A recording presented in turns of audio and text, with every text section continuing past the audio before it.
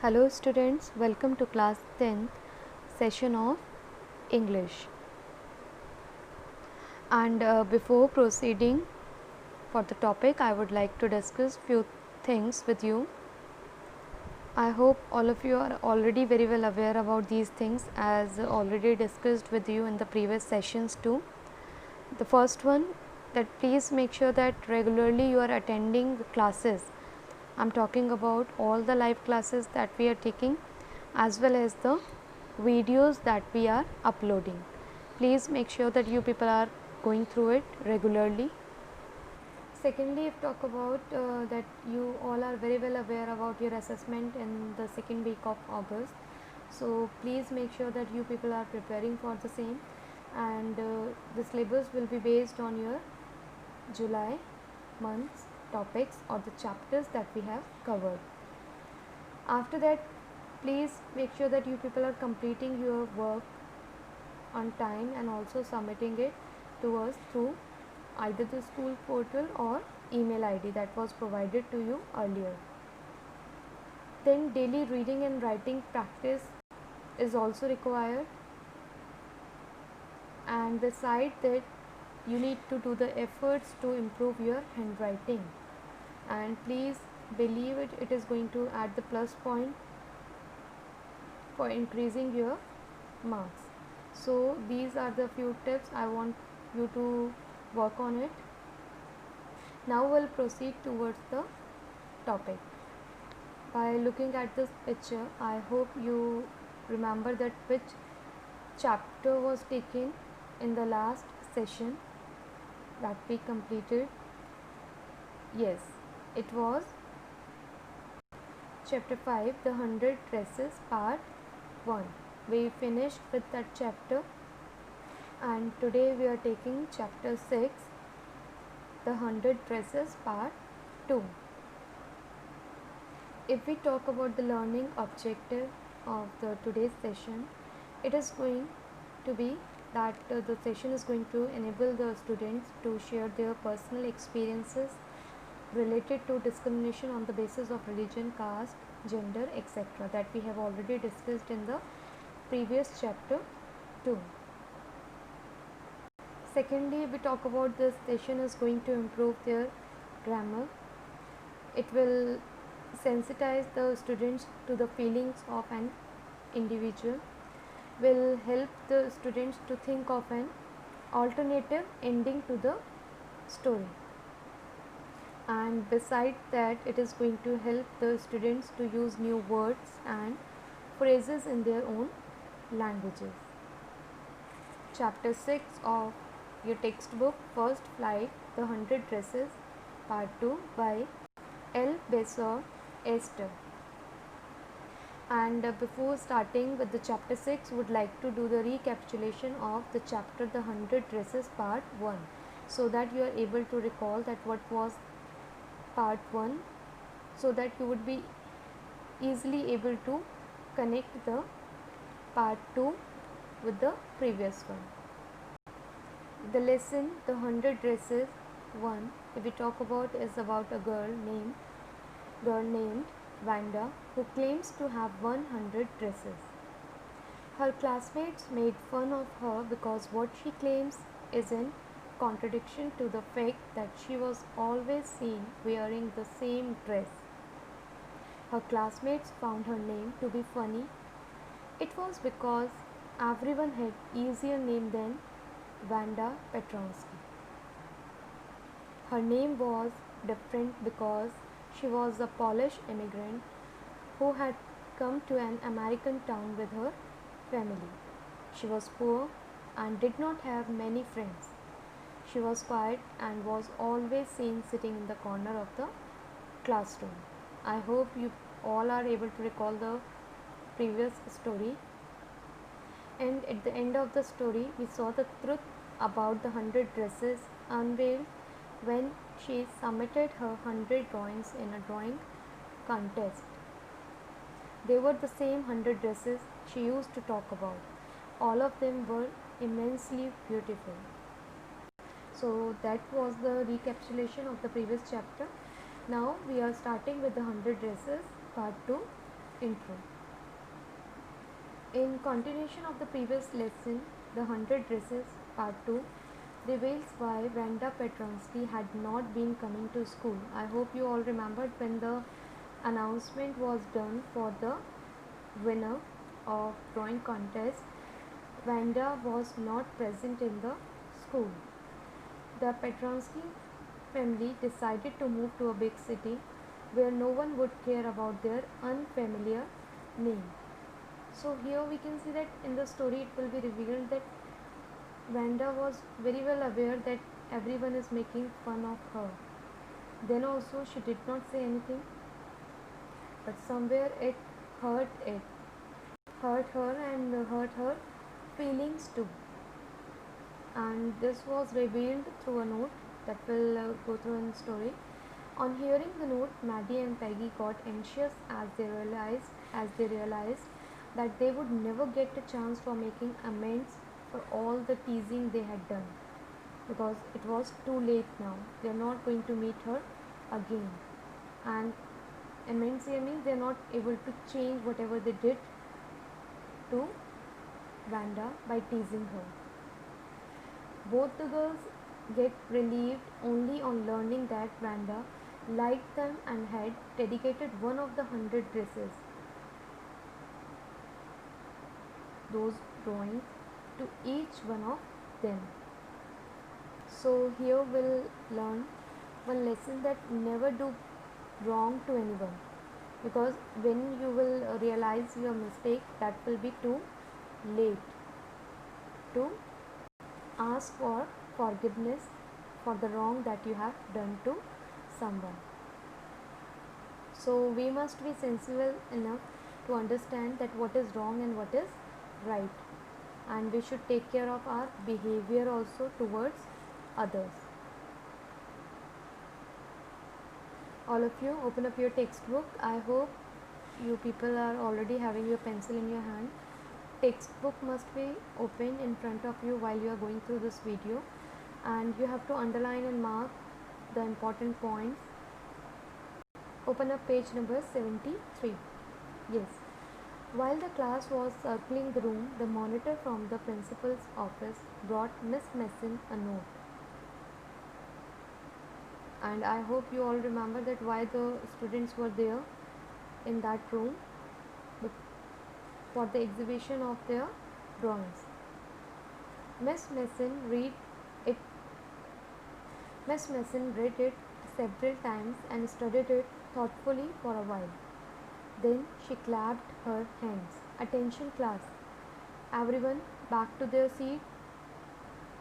And after her instruction, the class settled. When the shuffling of feet had stopped and the room was still and quiet, when everything was arranged, everyone was back to their seat, Miss Messin said, "I have a letter from Wanda's father that I want to read to you." Miss Messin stood there a moment, and the silence in the room grew tense and expectant. Means, as the letter was from Wanda's father, and she was also not coming to school from last 2-3 days, so everyone expected something wrong. The teacher adjusted her glasses slowly and deliberately. Her manner indicated that what was coming. This letter from Wanda's father was a matter of great importance. Everybody listened closely as Miss Messin read the brief note. And what was that note? "Dear teacher, my Wanda will not come to your school anymore. Jake also. Now we move away to big city. No more holler, Pollack. No more ask why funny name. Plenty of funny names in the big city. Yours truly, Jen Petronsky." So this was the note, and everyone was shocked to know that. So in this note it was mentioned that now they are shifting to some other, to big city, where they won't be able to face all this kind of situation or the condition they faced here, mainly the Wanda. It shows that psychologically Wanda Petronsky was hurt. Although she did not say anything to anyone, she never discussed, she never opposed, she never reacted to all those things which were done to her. But somewhere she was not happy. So this note tells everything. A deep silence met the reading of this letter. Miss Masson took off her glasses, blew on them, and wiped them on her soft white handkerchief. Then she put them on again and looked at the class. When she spoke, her voice was very low. And she started, "I'm sure that none of the boys and girls in room 13 would purposely and deliberately hurt anyone's feelings because his or her name happened to be a long, unfamiliar one. I prefer to think that what was said in thoughtlessness. I know that all of you feel the way I do, that this is a very unfortunate thing to have happened. Unfortunate and said, both. Please mark it." And it was true, everybody was having the same feeling now. And I want you all to think about it. Please underline this one also.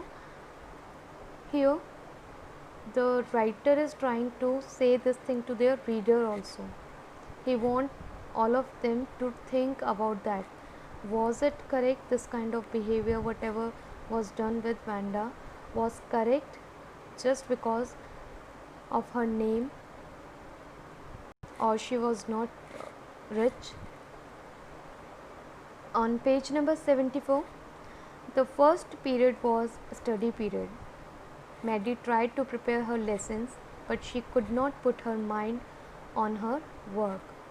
Please underline, could not put her mind on her work. She was not at all able to concentrate. The reason all of you are very well aware, because she was also involved in all those things which were done to Wanda. Although she was not the active participant in that, but as the passive one also, she was always present with Peggy. So students, same kind of thing is there. If your friends are doing wrong and you are standing with them, taking their side, then you are also going to be wrong. So this is the time where you have to take the stand, whether you have to be with the right person or with the wrong one.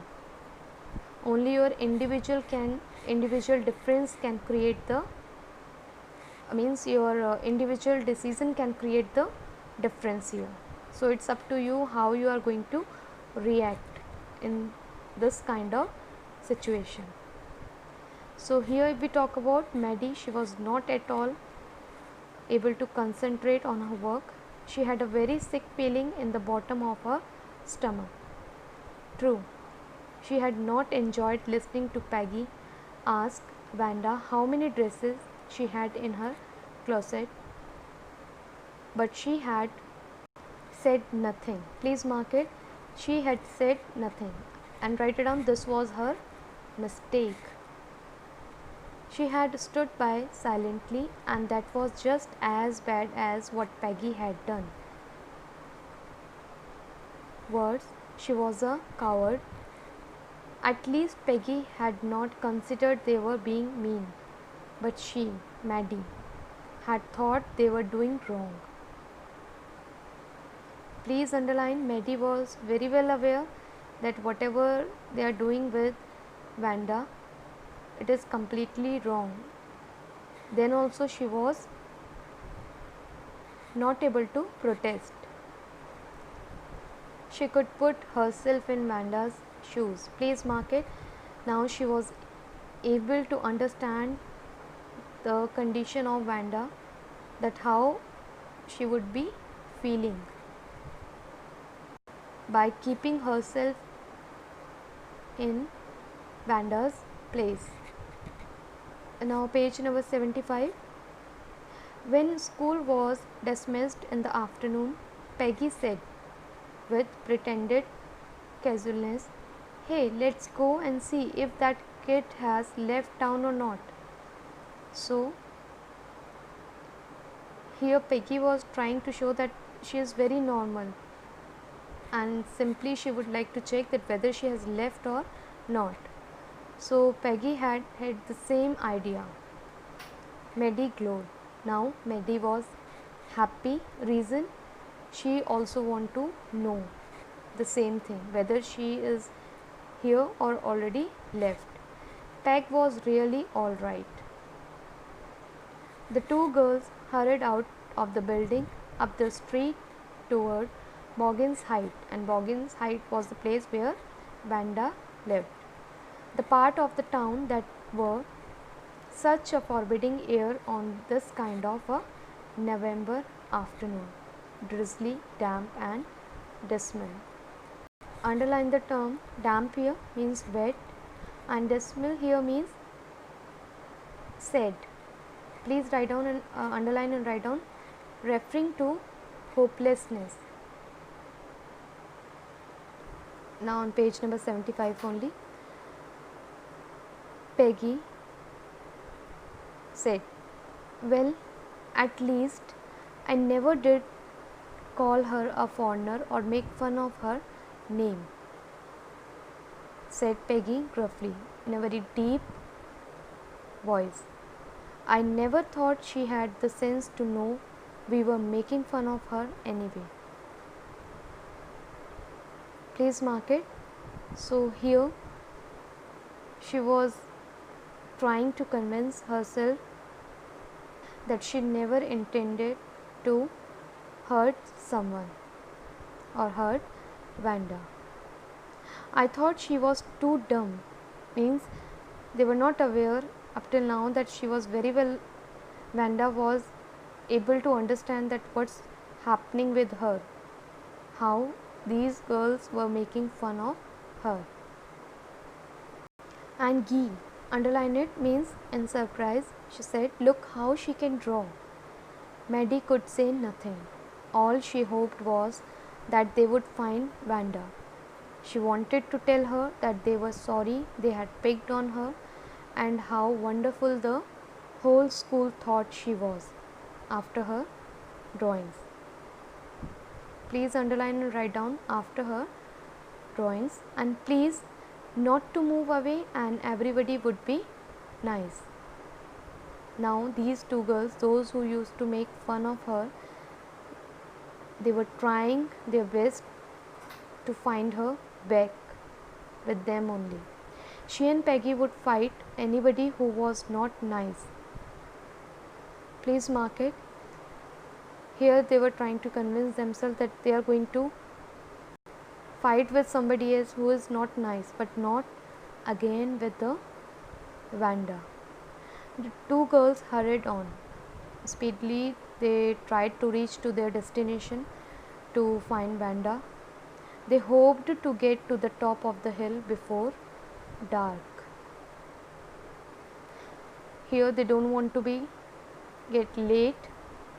Anyhow they want to meet Wanda so that they can talk to her, they can convince her that never they are going to do this kind of thing again, and they are really very sorry for this.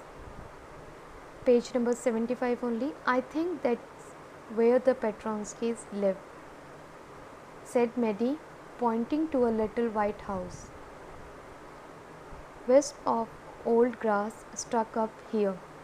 Wisp here means the bunch of old grass or a bundle of that, "and there along the pathway like thin kittens." The house and its sparse little yard scattered there looked shabby but clean. It reminded Maddie of Wanda's one dress, her faded blue cotton dress, shabby but clean. Please mark it. You remember that it was mentioned in the beginning of the chapter, the previous one, where she used to wear only the single dress, the blue color one, which was not ironed but was always clean. So that house also reminded Maddie of the same dress. So up till now, what do you think? Are they going to, these two girls are going to meet Vanda or not? What will happen next? So here you need to think over, and you need to find out that what is going to be next without reading the next part, and try to put your own imagination that what could be the possibility in this chapter. I know many of you are able to get the idea that what could be the next part of the story, and that's good if you are good at imagination. Now we'll move to the next part of the chapter, that what happened next. On page number 75 only, there was not a sign of life about the house. Please mark it. Peggy knocked firmly on the door, but there was no answer.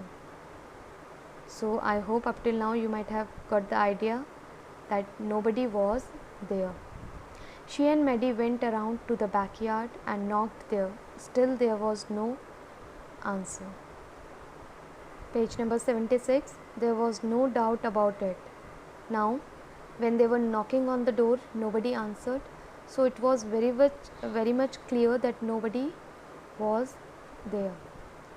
The Petronskis were gone. How could they ever make amends? These two girls were trying to do the change all the things whatever they did to Vanda. So the regret was there. Please underline it. How could they ever make amends? So they were feeling regret. They turned slowly and made their way back down the hill. Well, anyway, said Peggy, she has gone now. So what can we do? Besides, when I was asking her about all her dresses, she probably was getting good ideas for her drawings. She might not even have won the contest otherwise.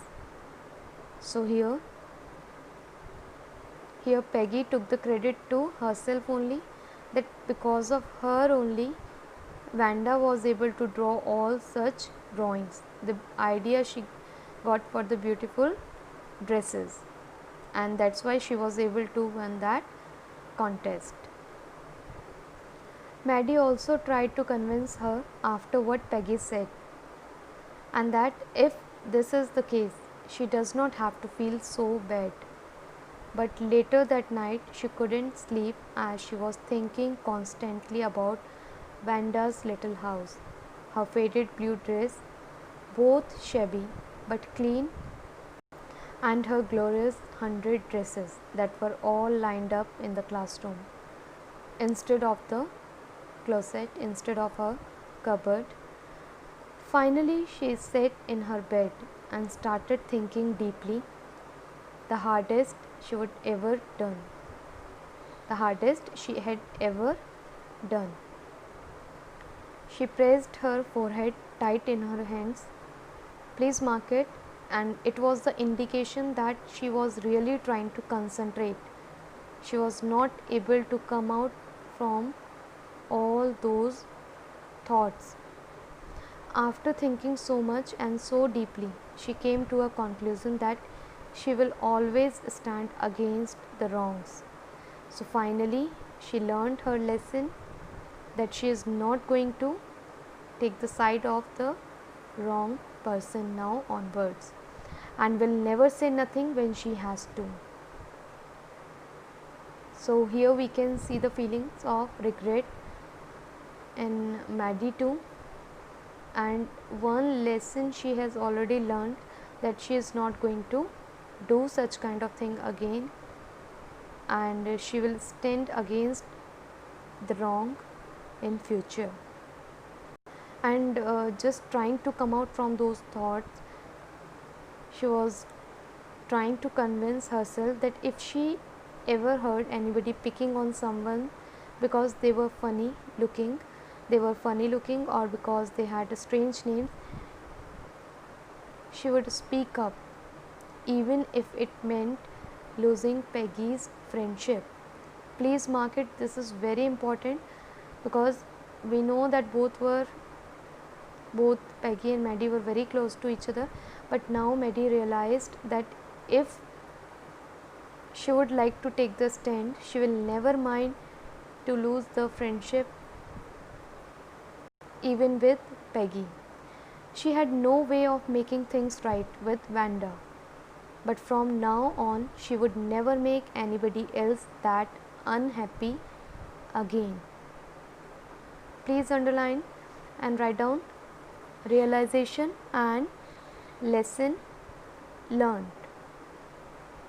I hope all of you have understood the chapter up till now. So based on whatever the topic we have covered, we are going to take the oral comprehension check now. All of you will go through the questions one by one, and you have to write down or mark the answer within your textbook only. Clear? So the first one, if we talk about, what excuses does Peggy think of for her behavior and why? So either you can write down the keywords here in front of the question only, or mark it in your textbook. I hope all of you are able to get that idea, that what kind of excuses she was making just to convince herself. Then second, what are Maddie's thoughts as they go to Boggin's height? Here you know that when Maddie was going along with Peggy there, so what kind of thoughts were there in the mind of Maddie, and what she was thinking, and what it reminded her of when she reached there. Then third one, what does Vanda's house remain? Why does Vanda's house remind Maddie of Vanda's blue dress? The reason you know very well, because that house was also shabby but clean, the same way Vanda's blue dress. The fourth one, what does Maddie think hard about? In the last part only we have gone through this. You have to mark that, you have to write down, or the space is given within your textbook only, so write down in front of that. And what important decision does she come to? So you have to mention here that what she decided after that. So in today's session we have covered up to page number 76. Each and everyone will do the reading of that once again. Underline the important statements or the sentences given. Difficult words you have to underline, you need to write down the meanings also. And the leftover part of the chapter will be continued in the next session. Thank you.